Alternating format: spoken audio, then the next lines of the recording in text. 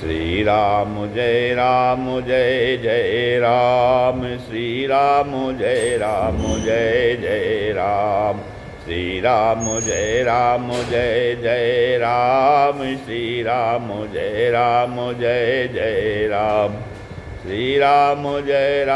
जय जय राम, श्री राम जय जय राम। ओम श्री गणेशाय नमः, ओम श्री गुरुवे नमः, ओम श्री सीतारामचंद्राभ्याम नमः, उमा महेश्वराभ्याम नमः, ओम श्री एकादशमुखी दक्षिणेश्वर धाम सरकार सिंहते नमः। शांताकारं भुजगशयनं पद्मनाभं सुरेशं, विश्वाधारं गगनसदृशं मेघवर्णं शुभांगं, लक्ष्मीकान्तं कमलनयनं योगिभिर्ध्यानगम्यं, वन्दे विष्णुं भवभयहरं सर्वलोकैकनाथं।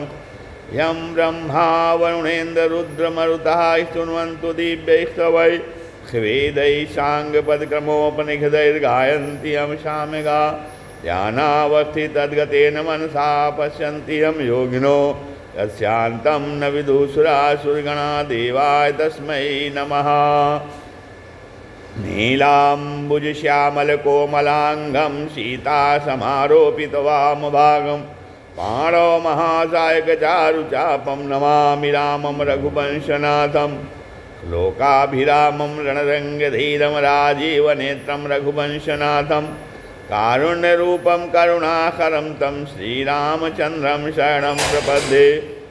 आपदामापहर्तारं दातारं सर्वसम्पदां, लोकाभिरामं श्रीरामं भूयो भूयो नमाम्यहम्।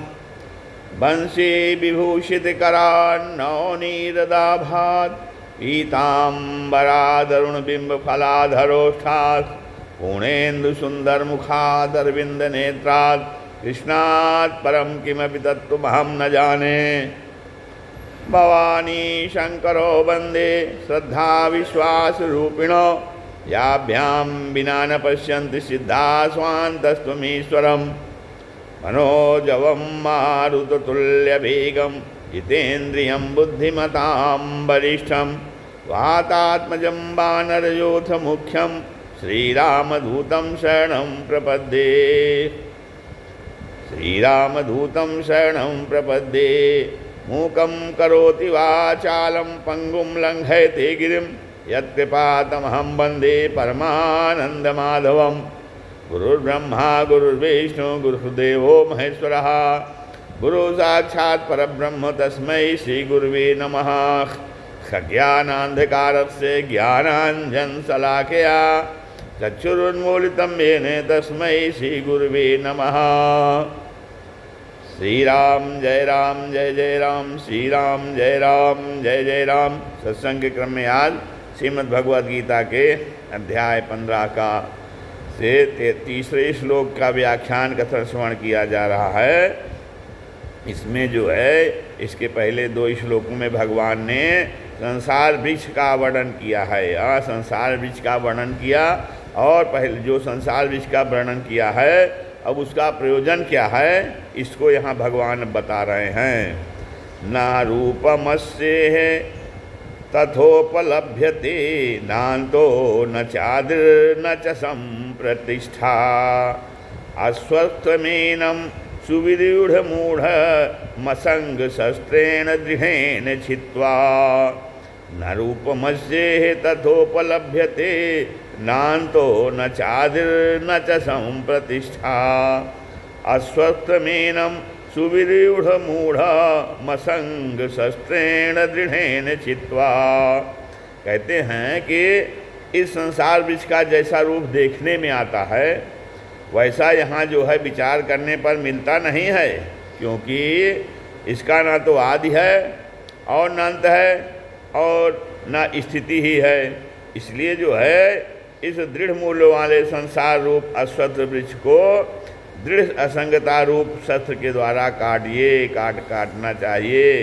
तो न रूपमस्येह तथोपलभ्यते कहते हैं इसके पहले अध्याय पहले इसके भगवान ने संसार के वृक्ष में कहा, संसार के वृक्ष के विषय में कहा गया कि लोग इसको अव्यय अर्थात अविनाशी कहते हैं, और शास्त्रों में भी वर्णन आता है कि सकाम अनुष्ठान करने से लोक परलोक में विशाल भोग प्राप्त होते हैं।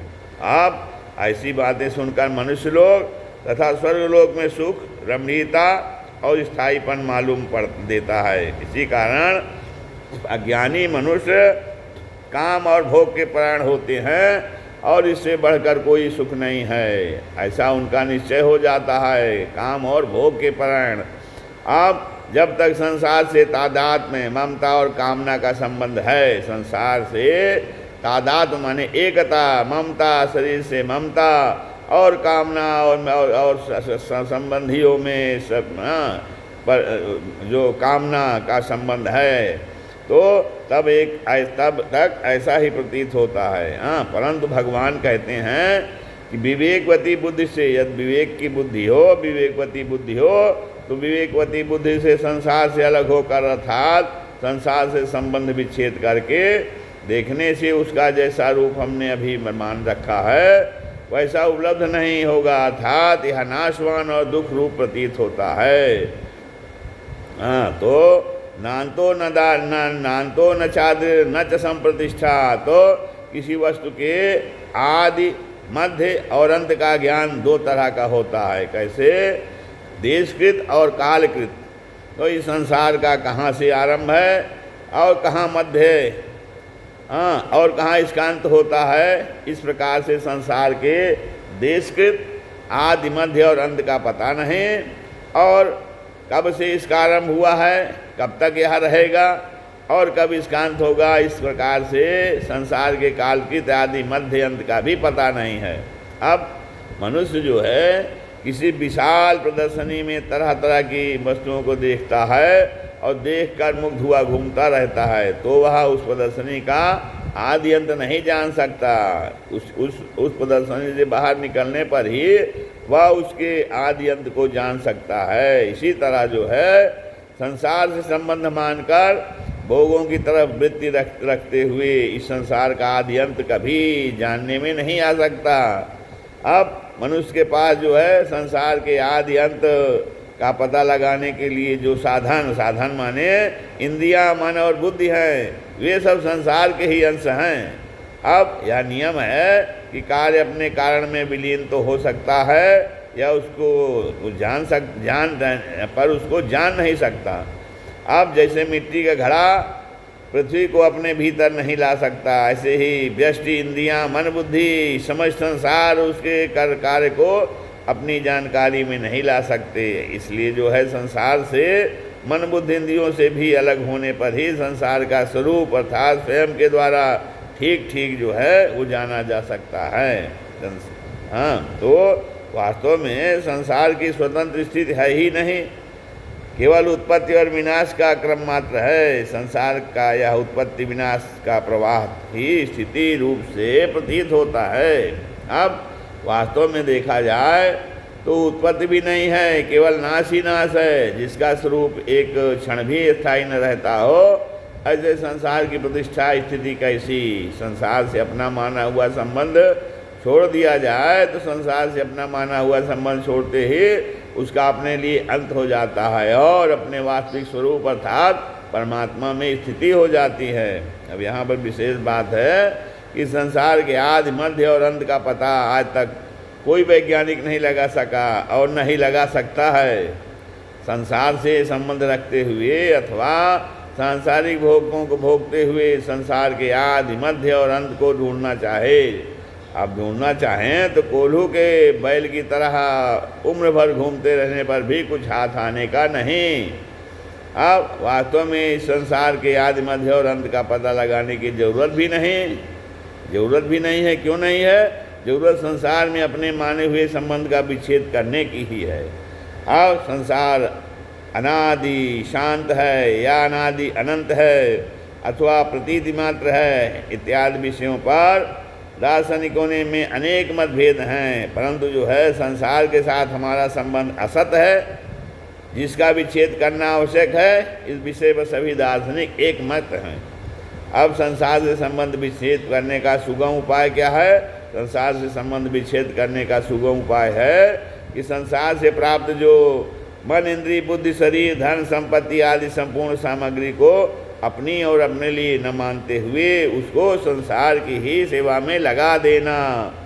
अब जो सांसारिक स्त्री, पुत्र, मान बढ़ाई, धन संपत्ति, आयु, निरोगता कितने ही प्राप्त हो जाएं, यहाँ तक कि संसार के समस्त भोग एक ही मनुष्य को मिल जाए तो भी उनसे मनुष्य को तृप्ति नहीं हो सकती, क्योंकि जीव स्वयं अविनाशी है और सांसारिक भोग जो है वो नाशवान है।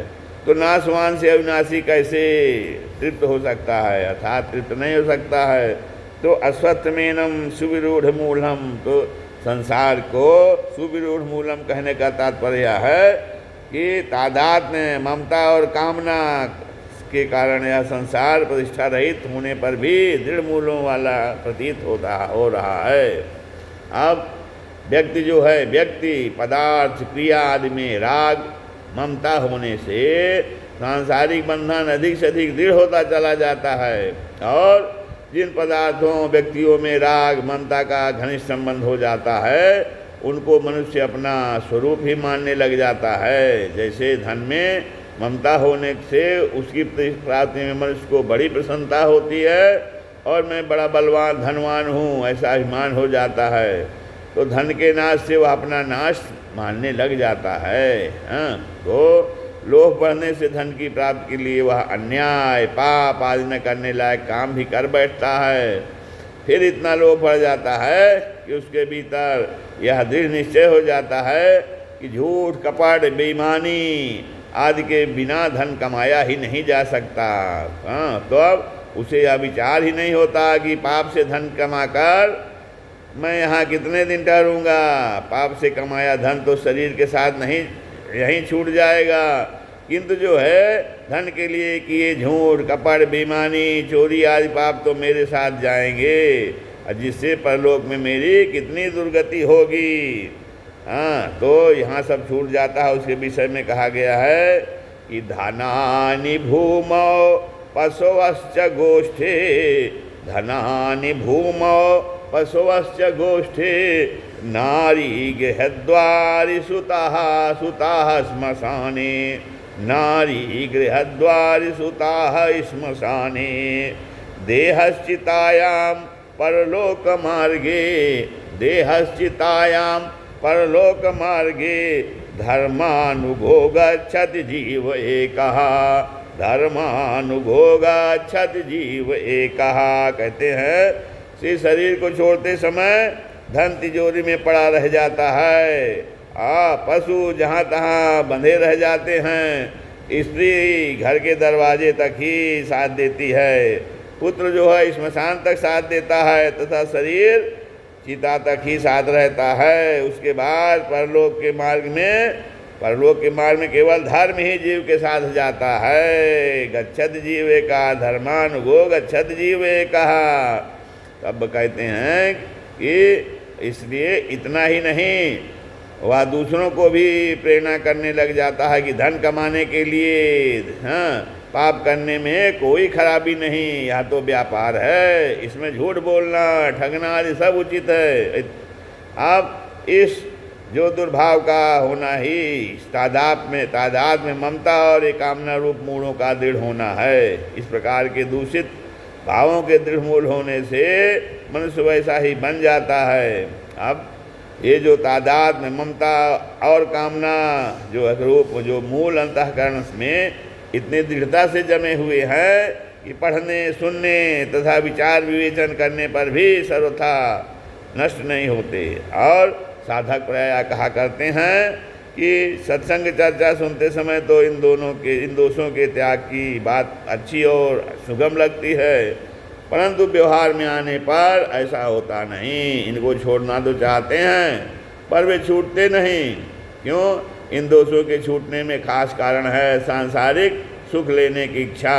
अब साधक में से भूल यह होती है कि यह सांसारिक सुख भी लेना चाहता है और साथ ही दोषों से भी बचना चाहता है। तो जैसे लोभी व्यक्ति विषयुक्त लड्डुओं के मिठास को भी लेना चाहता है, साथ ही विष से भी बचना चाहे, तो ऐसा कभी संभव नहीं है। संसार में कभी किंचित मात्र भी सुख की आशा न रखने पर इसका दृढ़ मूल स्वतः नष्ट हो जाता है। अब दूसरी बात यह है कि तादात्म्य, ममता और कामना मिटना बहुत कठिन है।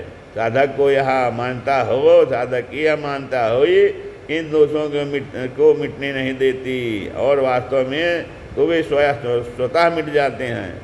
अब किसी भी मनुष्य में ये दोष सदा नहीं रहते, उत्पन्न और नष्ट होते रहते हैं, किंतु अपनी मानता कारण ये स्थायी दिखते हैं। अतः साधक को चाहिए कि वह इन दोषों के मिटने को कभी न माने।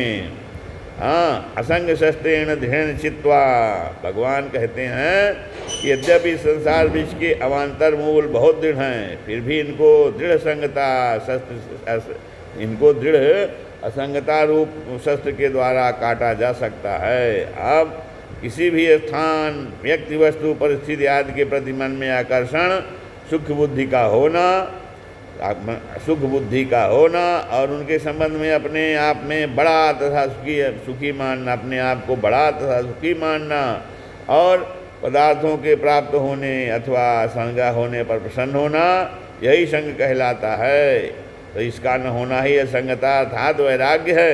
वैराग्य के दो प्रकार हैं, पहला साधारण वैराग्य और दूसरा दृढ़ वैराग्य। दृढ़ वैराग्य की उत्पत्ति अथवा पर वैराग्य भी कहते हैं। दृढ़ वैराग्य को उपरति अथवा पर वैराग्य भी कहते हैं। अब वैराग्य संबंधी विशेष बात ये क्या है कि वैराग्य के अनेक रूप हैं जो इस प्रकार हैं। पहला वैराग्य जो है धन, मकान, जमीन आदि पदार्थों से होता है। इन पदार्थों का स्वरूप से त्याग कर देने पर भी अगर मन में उनका महत्व बना हुआ है और मैं त्यागी हूँ ऐसा अभिमान है, तो वास्तव में यह वैराग्य नहीं है। अंतःकरण में जड़ पदार्थों का किंचित मात्र भी महत्व और आकर्षण न रहे, यही वैराग्य है। अंतःकरण में जड़ पदार्थों का किंचित मात्र भी महत्व और आकर्षण न रहे, यही वैराग्य है। और दूसरा वैराग्य अपने कहलाने वाले माता, पिता, स्त्री, पुत्र, भाई, भौजाई आदि परिवार से होता है। उनकी सेवा करने या उनको सुख पहुंचाने के लिए ही उनसे अपना संबंध मानना चाहिए। अपने सुख के लिए उनसे किंचित मात्र भी अपना संबंध न मानना ही बंधु बांधवों से वैराग्य है। अब तीसरा और वास्तविक वैराग्य अपने शरीर से होता है। तो क्या कि अगर शरीर से संबंध बना हुआ है तो संपूर्ण संसार से संबंध बना हुआ है, क्योंकि शरीर संसार का ही बीज अथवा अंश है। शरीर से तादात्म्य न रहना ही शरीर से वैराग्य है। तादात्म्य माने शरीर के साथ जो मानी हुई एकता अर्थात अहंता है। और तो तादात्म्य का नाश करने के लिए साधक को पहले मान, प्रतिष्ठा, पूजा, धन आदि की कामना का त्याग करना चाहिए। इनकी कामना का त्याग करने पर भी शरीर के नाम से ममता रहने का कारण यश, कीर्ति, बड़ाई आदि की कामना रह जाती है। तब इसके कारण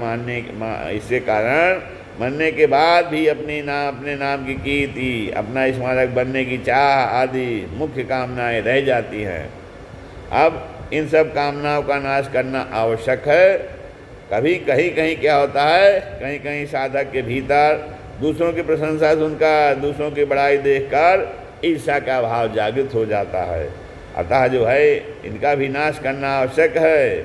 तब तो ये सब कामनाओं का नाश करने के बाद शरीर में ममता रह जाती है और यह ममता का संबंध मृत्यु के बाद भी बना रहता है। इसी कारण मृत शरीर को जला देने के बाद भी हड्डियों को गंगा जी में डालने से जीव जिसने शरीर में ममता की है कि जीव की आगे की गति होती है।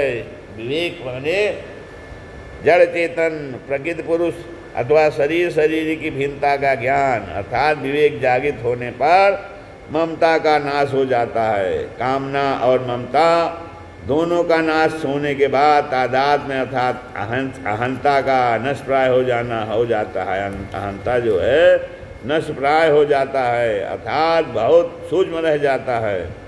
तादात्म्य का अत्यंता भाव भगवत प्रेम की प्राप्ति होने पर होता है। तादात्म्य का अत्यंत भाव भगवत प्रेम की प्राप्ति होने पर होता है। कहते हैं जब मनुष्य जो है स्वयं यह अनुभव कर लेता है कि मैं शरीर नहीं हूँ और शरीर मेरा नहीं है, तब कामना, ममता और तादात्म्य जैसे तीनों चीज मिट जाते हैं। यही वास्तविक वैराग्य है।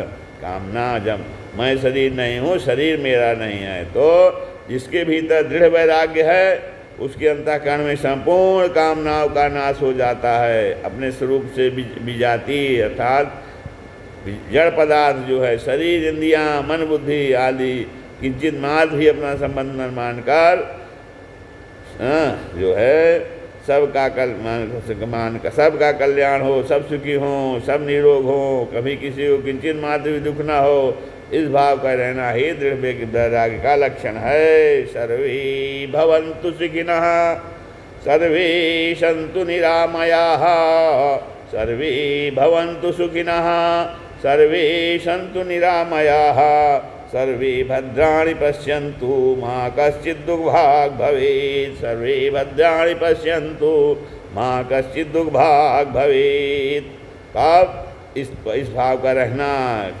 ही दृढ़ वैराग्य का लक्षण है। यह इदम रूप से जानने में आने वाले स्थूल, सूक्ष्म और कारण शरीर सहित संपूर्ण संसार को जानने वाला जो मैं अहम कहलाता है, यह जानने में आने वाला दृश्य और मैं माने जानने वाला दृष्टा कभी एक नहीं हो सकते, यह नियम है। तो इस प्रकार हो संसार और शरीर नष्ट होने वाले हैं और मैं स्वयं अविनाशी हूँ, इस विवेक का आदर करते हुए अपने आप को संसार और शरीर से सर्वथा अलग अनुभव करना है। असंग शस्त्र के द्वारा संसार बीच का छेदन करना है।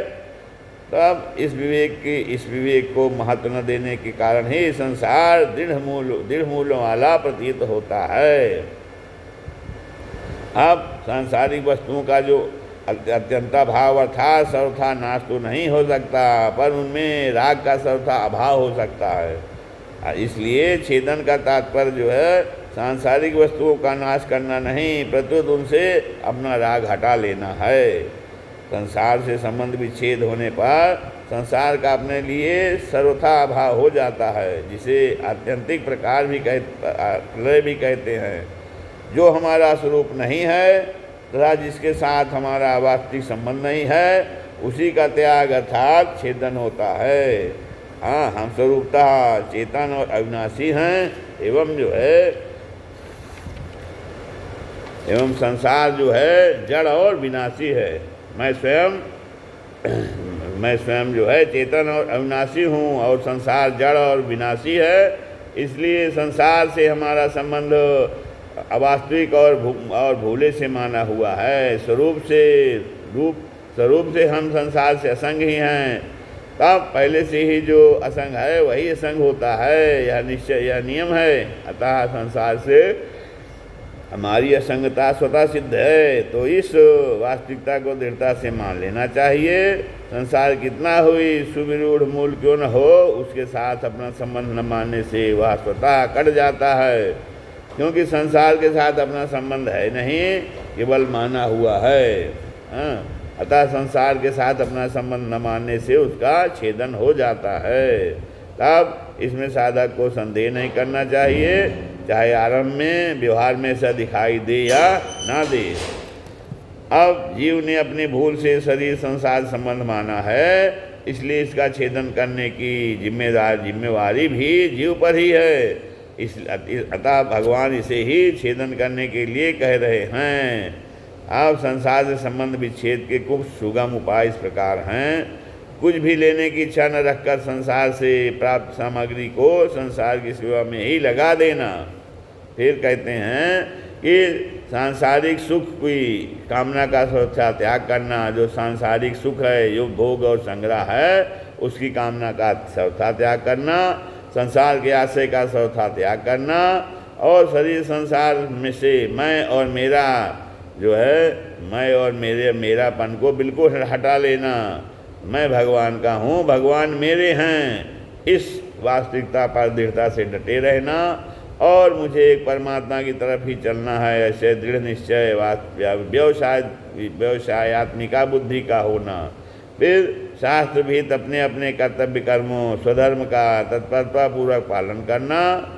अब बचपन में शरीर, पदार्थ, परिस्थिति, विद्या, सामर्थ्य जैसे थे वैसे अब नहीं हैं, अर्थात वे सब के सब बदल गए हैं, पर मैं स्वयं वही हूँ, बदला नहीं। अपने इस अनुभव से महत्व देना और फिर संसार से माने हुए संबंध का सद्भाव मिटाना, अर्थात सत्ता भाव मिटाना। श्री राम जय जय राम।